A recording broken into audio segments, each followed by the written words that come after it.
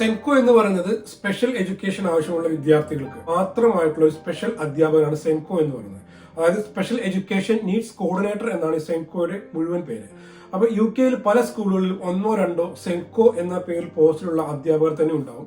അപ്പൊ ഇവർ ഓരോ കുട്ടികളെയും തെരഞ്ഞു കണ്ടുപിടിച്ച് കുട്ടികളുടെ ഏജിനനുസരിച്ചിട്ടുള്ള വളർച്ച അവർക്കുണ്ടോ, അല്ലെങ്കിൽ ഓട്ടിസം പോലുള്ള എന്തെങ്കിലും ബുദ്ധിമുട്ടുകൾ അവർ അനുഭവിക്കുന്നുണ്ടോ തുടങ്ങിയ കാര്യങ്ങളെല്ലാം പഠിച്ച് അവർക്ക് വേണ്ടിയിട്ടുള്ള കാര്യങ്ങൾ ചെയ്യുക എന്നുള്ളതാണ്. അതായത് ഇപ്പോൾ ഒരേ പ്രായത്തിലുള്ള 4-5 കുട്ടികൾ അല്ലെങ്കിൽ ഒരു 10-20 കുട്ടികൾ ഒരു ക്ലാസ്സിൽ നിന്ന് പഠിക്കുന്നു എന്നിരിക്കട്ടെ, പല കുട്ടികളുടെയും ബുദ്ധിവികാസവും അവരുടെ രീതികളൊക്കെ വ്യത്യസ്തമായിരിക്കും അല്ലെ.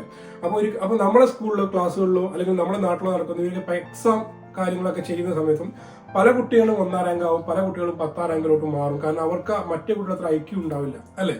അപ്പോൾ അത് പരിഹരിക്കപ്പെടുന്നില്ല. അവർ പരീക്ഷ തോൽക്കുന്നു, ജയിക്കുന്നു, തോൽക്കുന്നു, ട്രൈ ചെയ്യുന്നു, അങ്ങനെ അവര് കാലകാലങ്ങൾ പോയിക്കൊണ്ടിരിക്കുന്നു. യു കെ സംബന്ധിച്ചിടത്തോളം കുട്ടിയുടെ ഐക്യു ലെവൽ അളക്കുകയാണ്.